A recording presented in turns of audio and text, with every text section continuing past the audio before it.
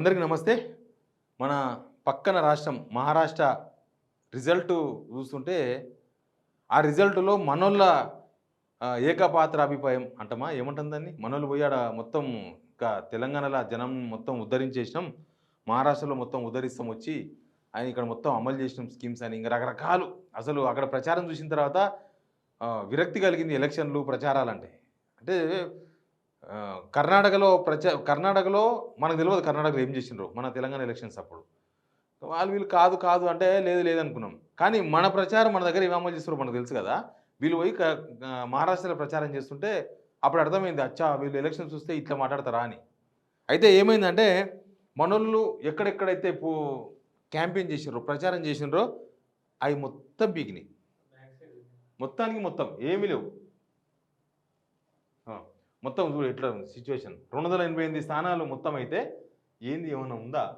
ఏమైనా కథనా ఇది? బీజేపీ 124 లీడింగు, 126 అయిపోయింది వాళ్ళది, ఎప్పుడో అయిపోయింది. తర్వాత శివసేన ఎస్హెచ్ఎస్ 54 లీడింగ్లో ఉన్నారు. National Congress party NCP 37, Indian national Congress 22. అసలు శరద్ పవారే ఓడిపోయాడు. ఎన్సీపీ శరద్ పవార్ ఓడిపోయినట్టే ఏంది అది? ఇండియన్ నేషనల్ కాంగ్రెస్ 22 సీట్లు. తర్వాత శివసేన ఉద్ధవ్ అదే ఒరిజినల్ 18, మొత్తం ఆయన నాశనం అయిపోయాడు. National Congress party, communist party 2. ఇంకా మొత్తం అయితే ఇట్లుంది. సరే, మనోళ్ళు ఎక్కడ ప్రచారం చేసిండ్రు, మనోళ్ళ పరిస్థితి ఏంది అనేది నేను మీకు చెప్పాలనే ఉద్దేశంతో ఈ మ్యాప్, ఇది ఎలక్షన్ కమిషన్ వెబ్సైట్లో నుంచి చూస్తున్నాము, లైవ్ మ్యాప్ ఇది. ఇక్కడ మనకి ఎక్కడ ఉంటుందంటే మన తెలంగాణ బార్డర్ ఎక్కడ వస్తుంది ఇలాగంటే ఇంకో ఇక్కడ నుంచి వస్తుంది. ఉరకకమ్మ. ఇంకో ఇక్కడ నుంచి ఈ కిందికి ఇది ఉందా, ఇదంతా బార్డర్. ఇక్కడ మనకు బార్డరు 10-11 కాన్స్టిట్యున్సీలే వస్తాయి. మనకి షోలాపూర్ ఇక్కడ ఉంటుంది. మస్తు మంది ప్రచారం చేసి మన పేర్లు చెప్తా కొద్దిగాక. మనోళ్ళు ఇక్కడంతా ప్రచారం చేసింది. బార్డర్ మొత్తం ఒక 10 కాన్స్టిట్యున్సీలు డైరెక్ట్గా బార్డర్ మనకు మహారాష్ట్ర పక్క రాష్ట్రం కాబట్టి. ఇంకొక ఇట్లా సరౌండింగ్గా ఒక 27 కాన్స్టిట్యున్సీలలో మన తెలుగు ప్రజలు ఉంటారు. మన తెలుగు మాట్లాడే వాళ్ళు, మరాఠీ మాట్లాడినా తెలుగు కూడా మాట్లాడతారు. మనతో నిత్య సంబంధాలు, పెళ్లి సంబంధాలు, మన దగ్గర మనోళ్ళు అక్కడ ఇస్తారు పిల్లను, అక్కడి నుంచి పిల్లని ఇక్కడ తీసుకొస్తారు, రకరకాలు నడుస్తూ ఉంటాయి. మొత్తంగా ఒక 27 కాన్స్టిట్యున్సీలు, అటు మొత్తం 27 కాన్స్టిట్యున్సీలు మనం ప్రభావం చూపించే కాన్స్టిట్యున్సీలు. ఇంకా మన దగ్గర నుంచి ఎవరెవరు పోయినరు? మన దగ్గర నుంచి ఎవరెవరు పోయినరు? సీఎం రేవంత్ రెడ్డి పోయిండు.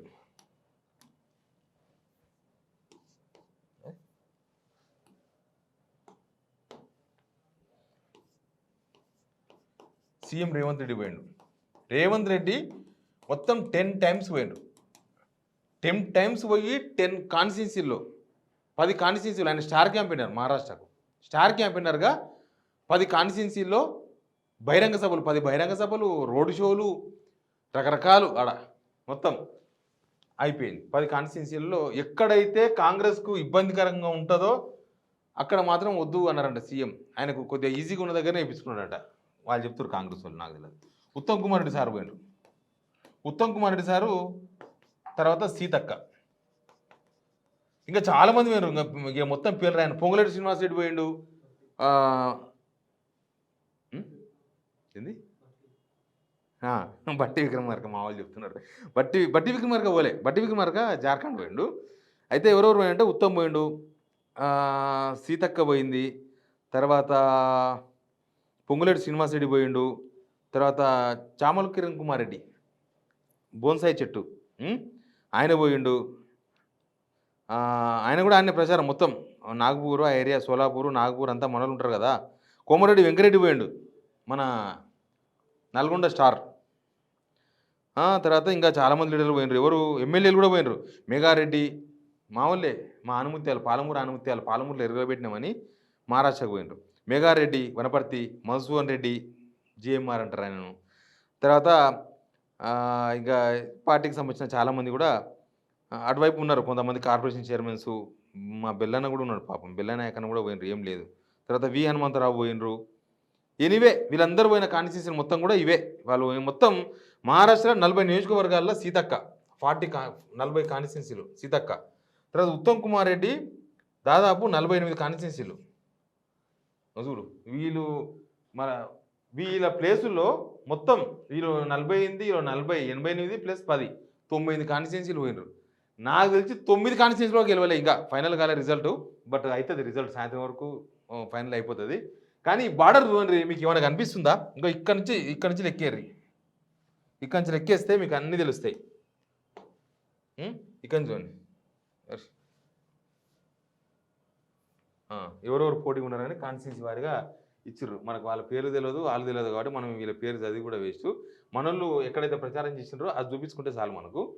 అవే ఇవి. ఇగో ఈ బార్డర్లోకి వచ్చేస్తే ఈ కాన్స్టిట్యున్సీలు ఇగో మొత్తం కాషాయం కలర్ కనిపిస్తున్నాయి. అక్కడక్కడ ఎక్కడో దగ్గర ఎన్సీపీ అవి కనిపిస్తున్నాయి. ఇక్కడ షోలాపూర్ ఉంటుంది. ఈ షోలాపూర్ ఏరియా మొత్తం ఇంకో బీజేపీ.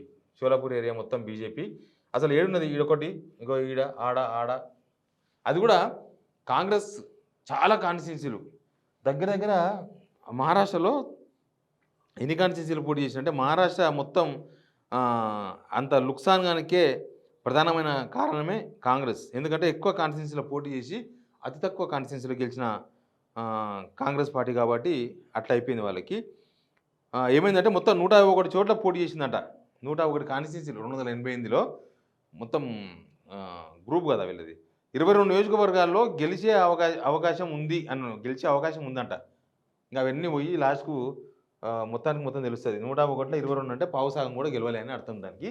ఇట్లా మనోళ్ళు ఎక్కడెక్కడైతే ప్రచారం చేసినారో పాపం ఇక్కడ వీళ్ళకి ఏం చెప్పారంటే తెలంగాణ మొత్తం వెలిగిపోయింది, తెలంగాణలో మొత్తం అన్ని స్కీమ్స్ అమలు చేసినాం, తెలంగాణలో మొత్తం ఇక 6 గ్యారెంటీస్ అమలు చేసినాం, అందరికీ 2 లక్షల రూపాయలు రుణమాఫీ చేసినాం, మొత్తం మామూలుగా లేదు అసలు.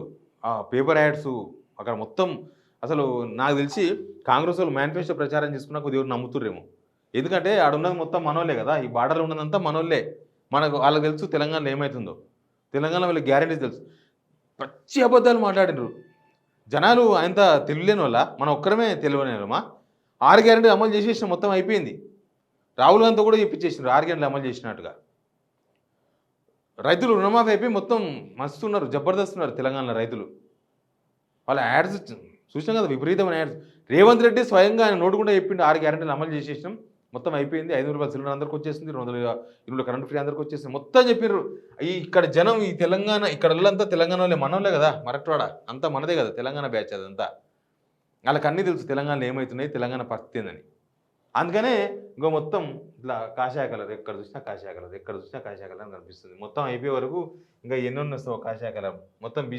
బీజేపీ వాళ్ళకు మంచి అస్త్రాలు ఇచ్చిండు వీళ్ళు. ప్రధాని నరేంద్ర మోడీ ఏం ప్రచారం చేసిండు? ఆయన రాహుల్ గాంధీ మీద ప్రచారం చేయలే, మన తెలంగాణ మీద ప్రచారం చేసిండు. రుణమాఫీ గురించి ప్రచారం చేసిండు. రుణమాఫీ చేయలే, వీళ్ళు మోసం చేసిండ్రు, 31,000 కోట్లు అని చెప్పేసి 18,000 కోట్లు చేసిండ్రని మోసం చేసిండ్రని చెప్పిండ్రు. 6 గ్యారెంటీలతో చీట్ చేసిందని చెప్పిండ్రు. అసలు ఏ ఒక్క స్కీమ్ అమలు చేయలేదని చెప్పుకున్నారు. అది కావాలని చెప్పుకున్నారా, కావాలని ఇచ్చిన అస్త్రాలా, లేకపోతే ఇక రొటీన్గా జరిగిందా యాదృచ్ఛికంగా? కానీ మొత్తం తెలంగాణ ప్రచార అస్త్రాలు మొత్తం కాంగ్రెస్ బీజేపీకి ఇచ్చింది. అక్కడ మోడీ ప్రచారం చేసుకున్నాడు మంచిగా, ఆయన మంచిగా. అందుకే ప్రచారం ముయ్యక ముందే వెళ్ళిపోయాడు వేరే దేశానికి. వీళ్ళతో అయ్యేది లేదు పోయేది లేదని. అని మనోళ్ళు ప్రచారం చేసింది. మనోళ్ళ మాట మనోళ్ళు వినలేదు. మన వాళ్ళు చెప్పిన మాట మనోళ్ళే కదా, అక్కడ ఉన్న మరాఠాలంతా మనోళ్ళే, ఆ పక్కన ఉన్నాయి. వాళ్ళు ఎవ్వరు వీళ్ళను పట్టించుకోలేదు, లైట్ తీసుకున్నారు.